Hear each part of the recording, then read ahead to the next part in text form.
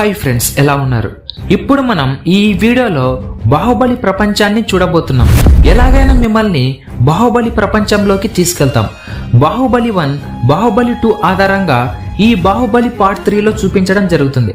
అమరేంద్ర బాహుబలి మరియు బల్లాల దేవుడు కాలుకేయులను చంపి రాజుగా శివగామి నిర్ణయిస్తుంది. తర్వాత బిచ్చల దేవుడు తట్టుకోలేక బల్లాల దేవుడిని మహారాజుని చేయాలని పథకం వేస్తాడు. దేవసేనతో పెళ్లి చేయాలని శివగామిని బల్లాల దేవుడిని ఒప్పిస్తాడు. అక్కడి నుండి శివగామికి అమరేంద్ర బాహుబలిని దూరం చేస్తూ వచ్చారు. బిచ్చల దేవుడు రాజసభలో అవమానించి శివగామితో బాహుబలిని చివరికి కట్టప్పతో చంపిస్తారు.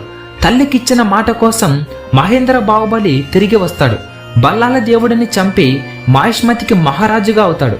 అయితే మాహిష్మతి రాజ్యాన్ని స్థాపించే ముందు జరిగిన అన్యాయాలు ఏమిటి, అలాగే అమరేంద్ర బాహుబలి తండ్రిని మహారాజుని ఎవరు చంపారు, ఇంతకి 50 సంవత్సరాల క్రితం జరిగిన మాహిష్మతి కథ ఎలా మొదలైంది, మహేంద్ర బాహుబలి మహారాజు అయిన తర్వాత మాహిష్మతిని ఎలా రక్షిస్తాడు, కట్టప్ప మాహిష్మతికి చేసిన అతి పెద్ద పొరపాటు ఏమిటి, అంతేకాకుండా కాలికేయ మనుషులు మాహిష్మతి మీద ఎందుకోసం యుద్ధం ప్రకటించారు, వాళ్ళు ఎలా వస్తారు అనేది తెలుసుకోవాలంటే ఈ వీడియో పూర్తిగా చూడండి. అలాగే ఈ వీడియోకి తప్పకుండా లైక్ చేయండి. అలాగే మేము ఇంత కష్టపడి ఈ వీడియో చేస్తున్నాం కాబట్టి మీరు ఒక లైక్ చేయండి. ఈ వీడియోకి నేను ఇచ్చే టార్గెట్ 100K లైక్స్. సో ఈ టార్గెట్ రీచ్ కావడానికి ప్రతి ఒక్కరు సపోర్ట్ చేస్తూ లైక్ చేయండి. బాహుబలి పార్ట్ 3 స్టోరీ తీస్తే ఎలా ఉంటుందో అనే ఉద్దేశంతో ఈ వీడియో తీస్తున్నాం. సో లైక్ చేసి సూపర్ స్టోరీ అని కింద కామెంట్ చేయండి. ఇక లేట్ చేయకుండా స్టోరీలోకి వెళ్ళిపోదాం. Let's start our Baahubali part 3. Mahishmati పెద్ద పెద్ద స్థావరాలు కాలికేయుని వధించి మాహిష్మతి శక్తివంతమైన రాజ్యంగా ఎదిగింది. మహేంద్ర బాహుబలి మహారాజైన తర్వాత రాజ్యంలో అన్యాయం అధర్మం ఉండకుండా చేస్తానని, అధర్మం చేసిన వారి తలని పాతాళానికి ఏడేలా చేస్తానని శివగామి దేవి సాక్షిగా ప్రమాణం చేస్తాడు. పట్టాభిషేకమైన కొంతకాలానికి మహేంద్ర బాహుబలి మరియు కట్టప్ప దేశ పర్యటకు బయలుదేరతారు. అలా ప్రయాణంలో పెద్ద పెద్ద సరస్సులు, మంచుతో కూడిన పెద్ద పెద్ద చెట్లు కనిపిస్తాయి. అలా వెళుతూ ఉంటారు. మహేంద్ర బాహుబలి కట్టప్పను ఇలా అడుగుతాడు, తాత, మాహిష్మతి గురించి నువ్వు చెప్పాల్సింది చాలా ఉంది, అలాగే నాకు తెలుసుకోవాలని ఉంది అని అంటాడు. అప్పుడు కట్టప్ప మాహిష్మతి గురించి చెప్తాడు. సుమారు 70 సంవత్సరాల క్రితం, అంటే మాహిష్మతి ఇంకా నిర్మించబడలేదు, అప్పుడు విక్రయ దేవుడు ఉండేవాడు. వేరే రాజ్యాల దేశాలలో అక్కడ పని చేస్తూ ఉండేవాడు. కానీ ఆ రాజ్యాలలో చాలా హింసించేవారు.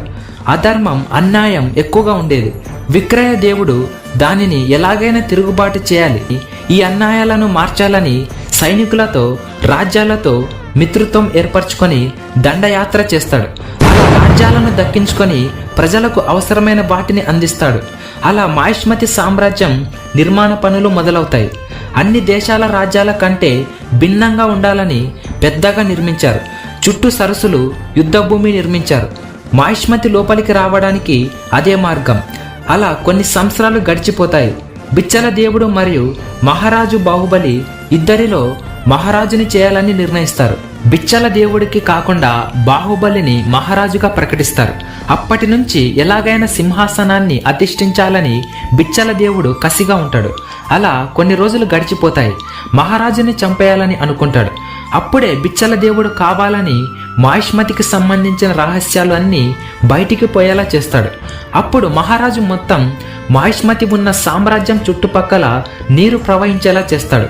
ఆ సరస్సు మాహిష్మతికి అడ్డుకోటగా నిర్మించేలా చేస్తాడు. అప్పుడు మాహిష్మతికి ఇతర దేశాల రాజులు వచ్చి మిత్రత్వం చేసుకుంటారు. అప్పుడు ఆ దేశాలపై యుద్ధాలు మొదలవుతాయి. మహారాజు వెళ్తాడు. ఆ యుద్ధాన్ని మహారాజు ఒక్కడే గెలిచేలా చేస్తాడు. ఆ తర్వాత మహారాజుకు ఆరోగ్యం సరిగ్గా లేకపోయింది అని కట్టప్ప మహేంద్ర బాహుబలికి చెప్తాడు. రాజనీతి విక్రమ దేవుడు చూసిన కష్టాలు మాహిష్మతిగా నిర్మించబడ్డాయి. మహారాజు ఆ యుద్ధంలో ఒక్క చిన్న గీత కూడా పడకుండా యుద్ధం గెలిచాడు. కానీ అనారోగ్యంతో మహారాజు చనిపోలేదు. బిచ్చల దేవుడు రాత్రి సమయంలో మహారాజు తింటున్న ఆహారంలో మత్తు కలిపి చనిపోయేలా చేశాడు. అందుకే బిచ్చల దేవుడికి రాజు పదవి అందుకే ఇవ్వలేదు. అవిటి బుద్ధి కారణమని కట్టప్ప అంటాడు. అలా దేశాలు దాటుకుంటూ కట్టప్ప మహేంద్ర బాహుబలి వెళ్తూ ఉంటారు. అంతలోపే మాహిష్మతి మీద కొన్ని దాడులు జరుగుతాయి. అక్కడ ఉండే ప్రజల దగ్గర సొమ్మును దోచుకొని వాళ్లను హింసిస్తూ అలా ప్రాంతంలో అన్యాయం మొదలవుతుంది. మాహిష్మతిలో ఇలా జరుగుతుందని తెలుసుకున్న మహేంద్ర బాహుబలి ఒక్కడే వేగంగా గుర్రం మీద తిరిగి వస్తాడు. వాళ్లను రాజ్యం నుంచి బయటికి పంపించేస్తాడు. అలా వెళ్ళిన వాళ్ళు సింగపురం దొంగల కోట అనే రాజ్యంలోకి వెళ్తారు. అక్కడ ఉండే ప్రజలు చాలా ప్రమాదకరంగా ఉంటారు. ఏదైనా అనుమానం వస్తే అక్కడే చంపేస్తారని అలా రాజ్యంలోనే ఉండిపోతారు. అంతలోపే కట్టప్ప మహేంద్ర బాహుబలి దగ్గరికి వచ్చి వాళ్ళని ఎందుకు పంపించావు, వాళ్లకు మన మాహిష్మతి స్థావరాలు, రహస్యాలు, అలాగే సైనిక ఆయుధాల గురించి మొత్తం తెలుసు. అలాంటి వారిని రాజ్యం నుంచి బయటికి పంపించడం వల్ల మన మాహిష్మతి రాజ్యానికి చాలా ప్రమాదాలు ఎదురవుతాయని కట్టప్ప అంటాడు. దానికి బాహుబలి, మన రాజ్యంలో ఉండే ఆయుధాలతో కాదు, కేవలం నువ్వు ఉంటే సరిపోతుంది ఏ యుద్ధాన్నైనా గెలవడానికి అని అంటాడు. అలా కొన్ని నెలల తర్వాత రాజ్యంలోకి వర్తమానం వస్తుంది. ఆ వర్తమానంలో సరిగ్గా భాష అర్థం కాదు. కట్టప్ప ఇది కాలికేయ రాజ్యం నుంచి వచ్చింది అంటాడు.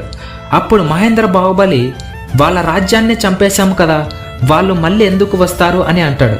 దానికి కట్టప్ప, వాళ్ళ సైన్యం సుమారు కొన్ని వేలల్లో ఉంటుంది, అందులోనే ఒక రాజుని ఎంచుకొని ఉంటారు.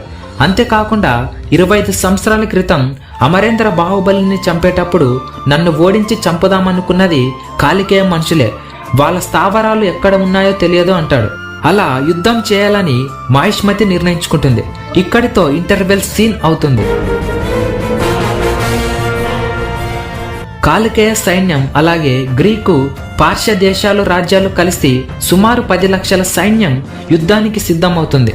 మన మాహిష్మతి సైన్యం సరిపోదు, మొత్తం దక్కించుకుంటారని కట్టప్ప అంటాడు. బాగా ఆలోచించి కట్టప్ప మిత్రత్వం కోసం కాబూల్ దేశానికి వెళ్తాడు. అక్కడ షేక్ అస్లాంజీని కలిసి యుద్ధంలో మాకు కావలసిన ఆయుధాలు పంపించాలని అంటాడు. అలా వాళ్ళు సైన్యాన్ని, ఆయుధాలను మాహిష్మతికి తెచ్చుకుంటారు. ఇక్కడ మాహిష్మతిలో మహేంద్ర బాహుబలికి ఒక బిడ్డ పుడతాడు. మాహిష్మతికి కాబోయే మహారాజు అంటూ సంబరాలు చేసుకుంటారు. యుద్ధానికి కావలసిన విధంగా సైన్యాన్ని నియమించుకుంటారు.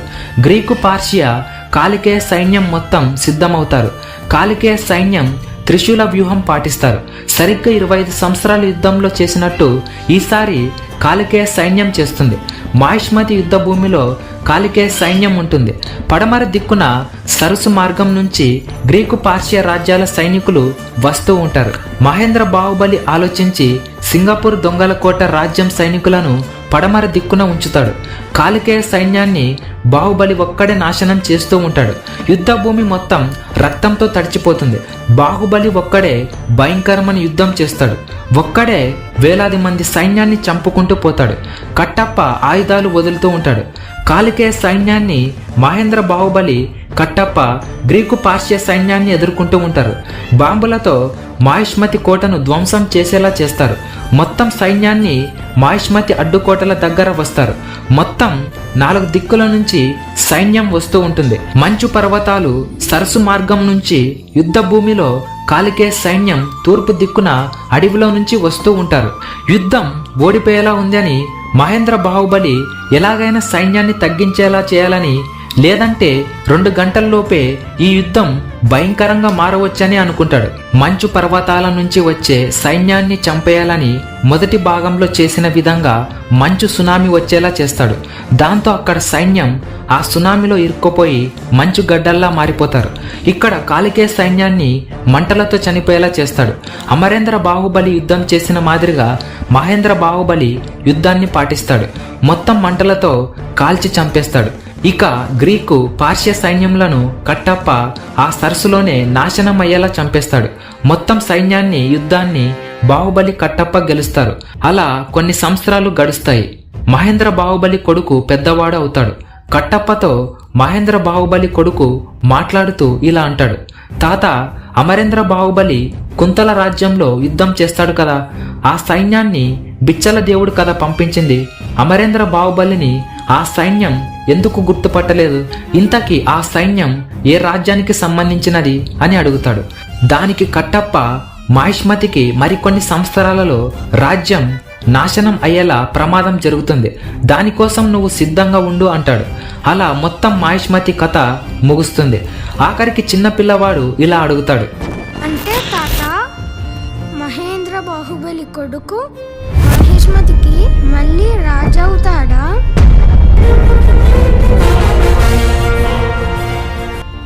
ఏమో శివయ్య మనసులో ఏటనుకుంటున్నాడో నాకేటరుక. సో ఇంతే ఫ్రెండ్స్, ఈ వీడియోని పూర్తిగా చూసినందుకు థ్యాంక్ యూ ఫర్ వాచింగ్. అలాగే ఈ వీడియో నచ్చితే తప్పకుండా లైక్ చేయండి. ఈ వీడియో కేవలం ఊహించి చెప్పినది కాబట్టి దీనిని మీరు ఇష్టపడతారని అనుకుంటున్నాను. అలాగే మన ఛానల్ని సబ్స్క్రైబ్ చేసుకోండి. మళ్ళీ మనం నెక్స్ట్ వీడియోలో కలుసుకుందాం. Thank you for watching. This is Naveen Kumar signing off.